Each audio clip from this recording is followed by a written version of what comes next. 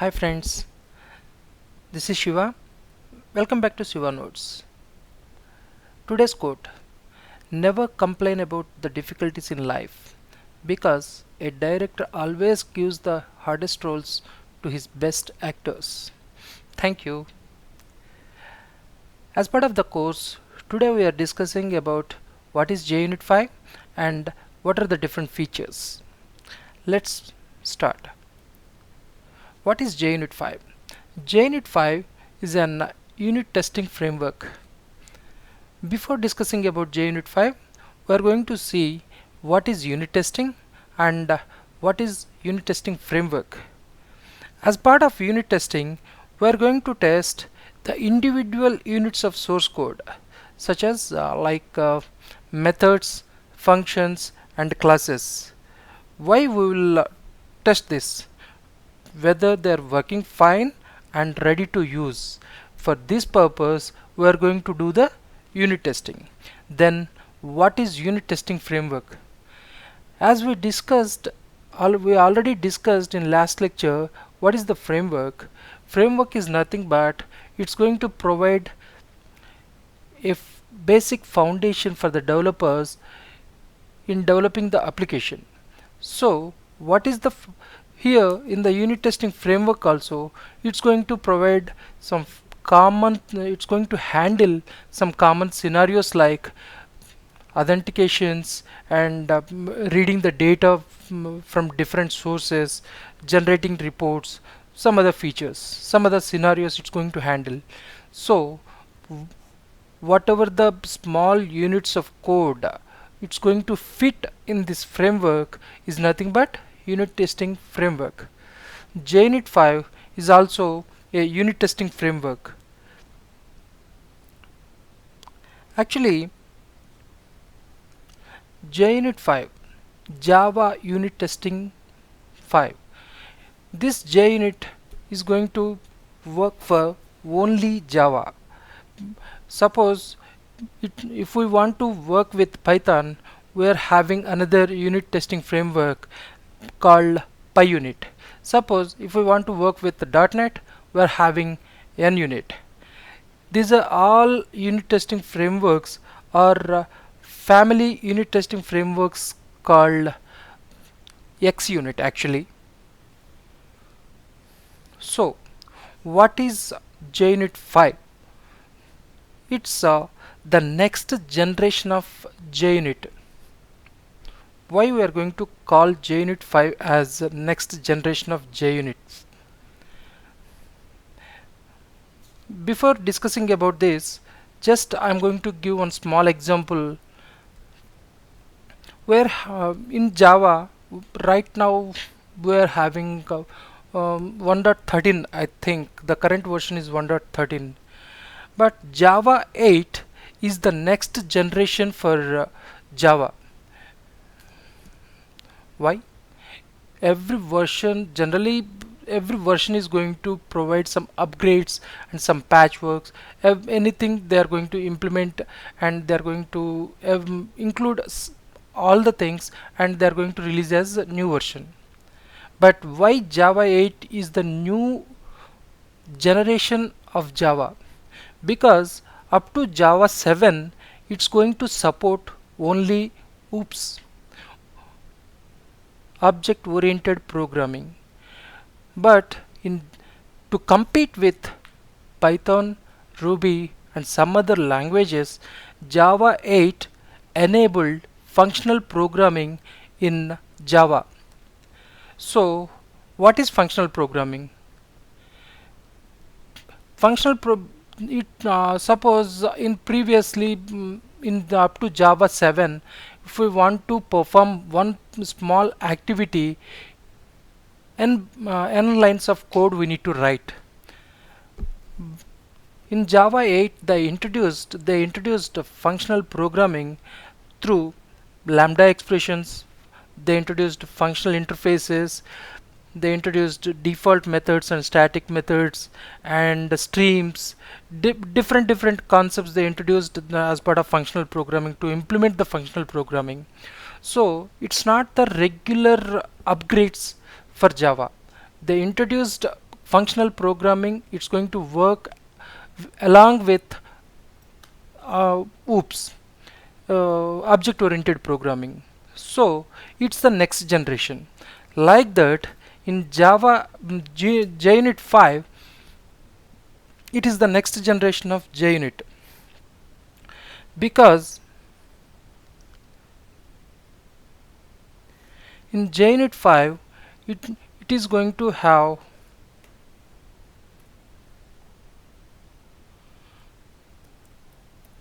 JUnit 5 is going to have JUnit platform,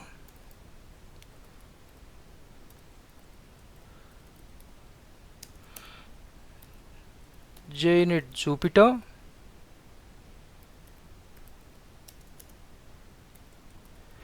JUnit Vintage. So JUnit 5 is combination of JUnit platform, JUnit Jupyter and JUnit Vintage. What is JUnit platform and what is JUnit Jupyter and what is JUnit Vintage? JUnit platform, it serves as a foundation for launching the testing frameworks on the JVM. It's going to be serving as a foundation to launch the frameworks. And what is JUnit Jupyter? JUnit Jupyter is the it's a actually it's a combination of programming model and extension model. What is programming model, what is extension model, we are going to discuss in detail later. And what is JUnit Vintage? JUnit Vintage, suppose it's completely it's going to implement programming model in JUnit 5. Suppose the companies already who are working with the JUnit 3 or JUnit 4, they can easily upgrade to JUnit 5 by using JUnit Vintage. JUnit Vintage is a one package they provided to support JUnit 3 and JUnit 4. By all, actually as part of JUnit 5 architecture, we are going to discuss JUnit platform, JUnit Jupyter and JUnit Vintage in detail. JUnit 5 supports Java 8 and higher versions of Java 8 also it's going to support, but you can still test code that has been compiled with the previous versions of JDK. Why? Because of JUnit Vintage. This is called JUnit 5. JUnit 5 is Java unit testing framework. It's combination of JUnit platform plus JUnit Jupyter and JUnit Vintage. Why it is next generation for JUnit? It's implemented programming model, it's implemented extension model in as part of JUnit 5. So what are the JUnit 5 features?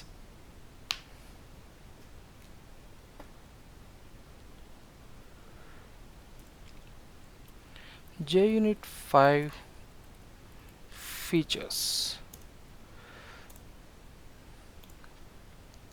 What are JUnit 5 features?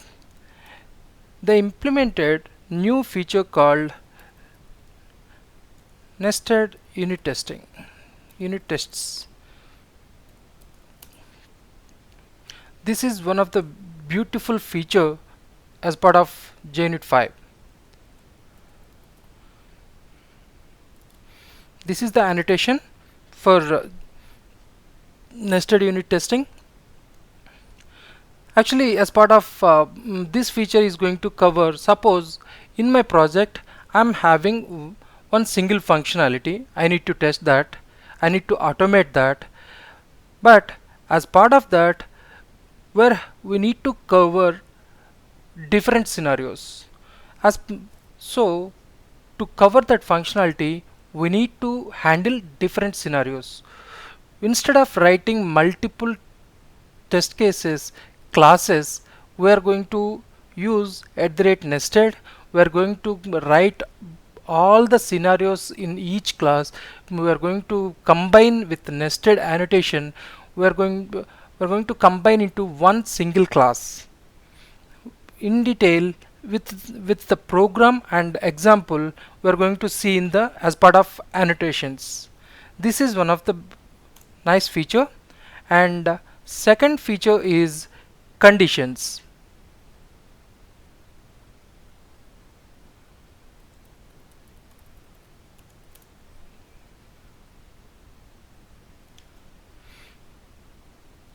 Conditions, this is one of the most useful and dynamic feature.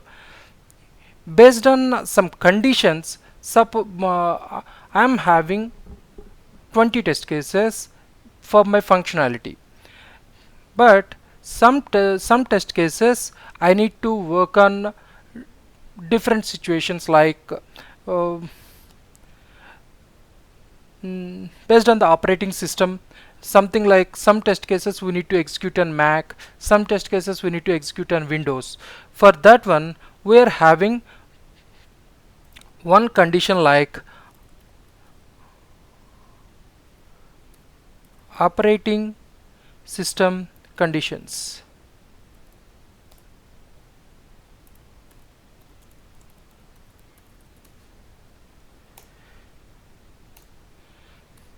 Here we are going to test our test case,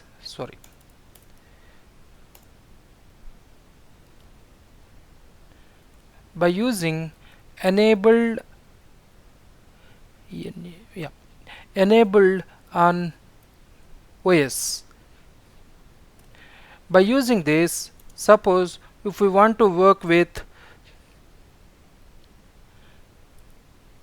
OS of Mac, we can provide like this. By using this, we can this particular test case is going to work on Mac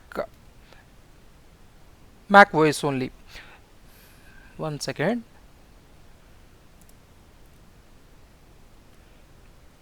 Yeah, like that we are having, suppose another condition is JRE. Based on JRE conditions, what is JRE? Java runtime environment. Okay, based on JRE also we can put the condition. Here the condition is like enabled on JRE. Suppose if I want to test particular test case on Java 8 or Java 9 or suppose Java 10, we can go like that. And here we can give like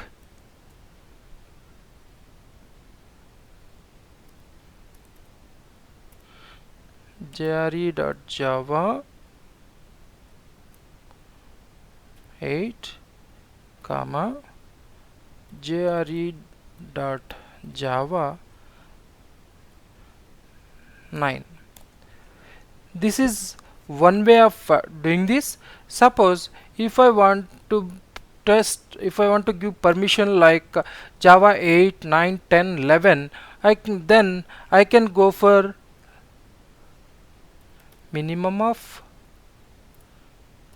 minimum equal to Java 8, max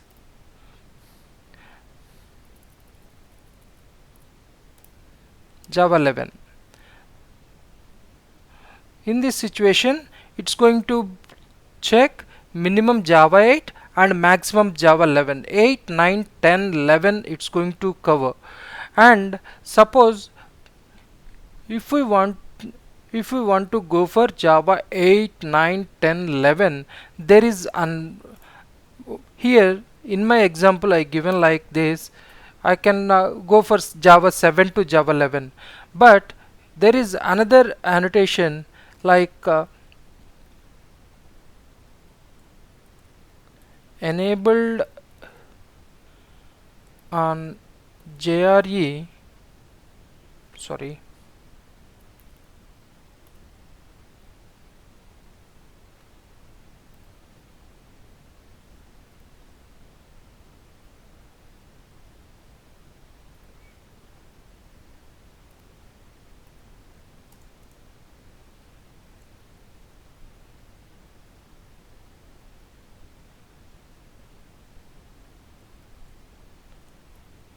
JRE dot OTHER other.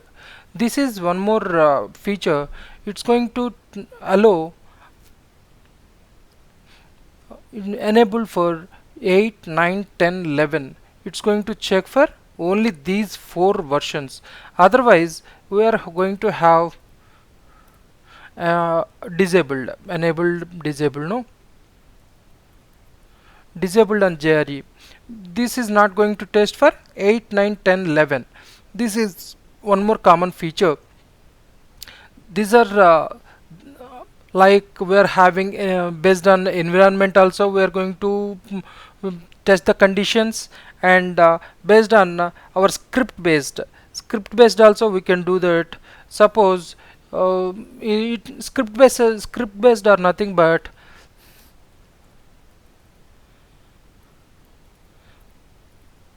script based conditions.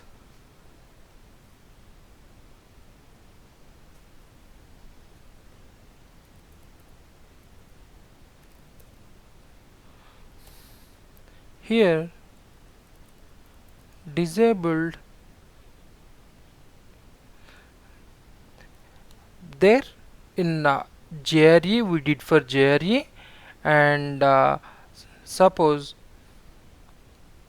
for OS we are having enabled on OS. For JRE it's enabled or disabled on JRE. Here it's a script based, it's a something like custom one. Disabled if it is the general Java based condition, we are going to give like, suppose I want to test a particular test case for specific countries, like uh, if this one particular test case is going to work for only India, then I am going to give like India. In the property file we are going to provide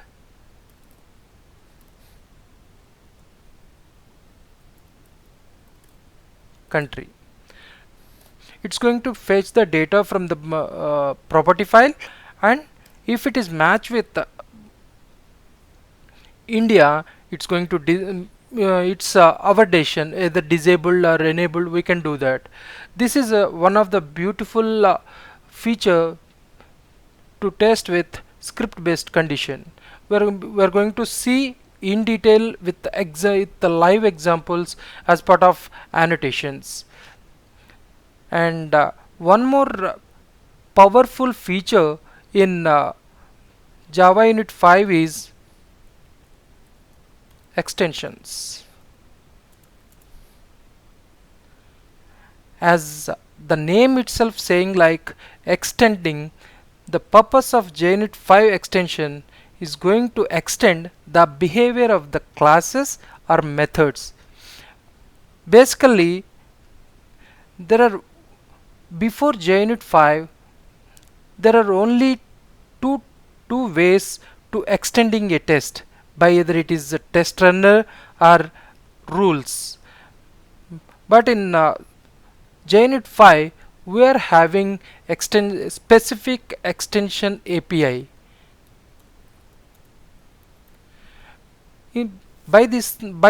Through this extension API we are going to have before all callbacks, before each callbacks, before after all callbacks, after each callbacks. We are having different callbacks to extend the class or to extend the particular method. So in detail we are going to one second, as part of course I did not cover this. Yep.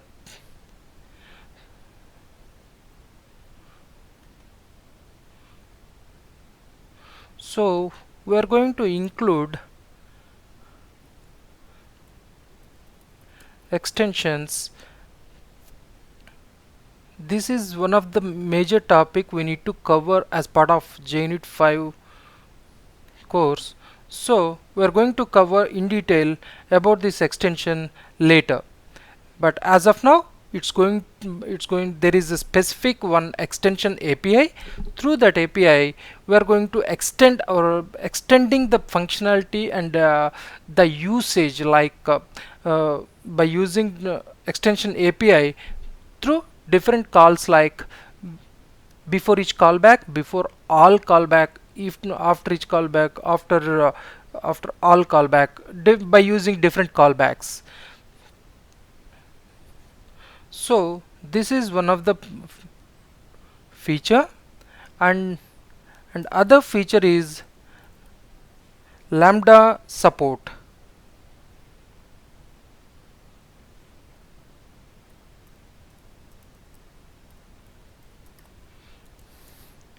Lambda support, it's JUnit 5 is supporting Java 8. From Java 8, minimum the requirement is Java 8, and the above versions also it's going to support. In Java 8, the specifically functional programming basically on lambda expressions and streams concepts. So it's going to use the concepts of lambda expressions and streams. By using it's going to support these lambda expressions and streams. So this is one of the feature, and the final feature is parameterizing the test.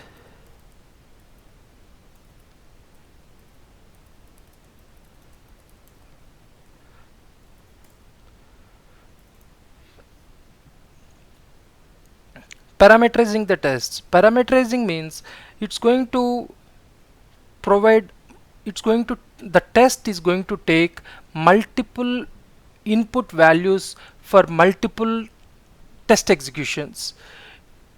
So it's going to take parameterization through value source, method source, the CSV source, and argument source. There are different ways to parameterize the test.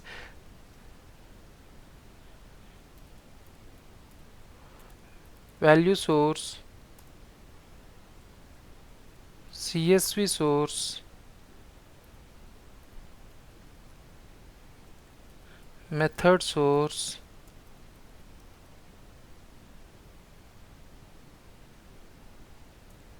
and yeah, argument source.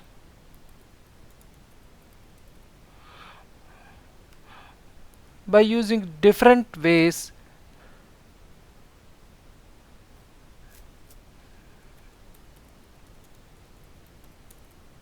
yeah, by using these different ways, we are going to parameterize that. Value source is like we can give some array of values. We are going to, these are stick base. The array is going to contain 10 values. It's going to check, it's going to provide or take the input those 10 values. CSV source, it's like Excel reading the test data, n number of data we can take for n number of repetitive of testing, we can do that. Argument source and method source. Method source, we can take the inputs from other methods. Argument source, we can write our own custom argument providers, and we can parameterize our tests. These are the features we're having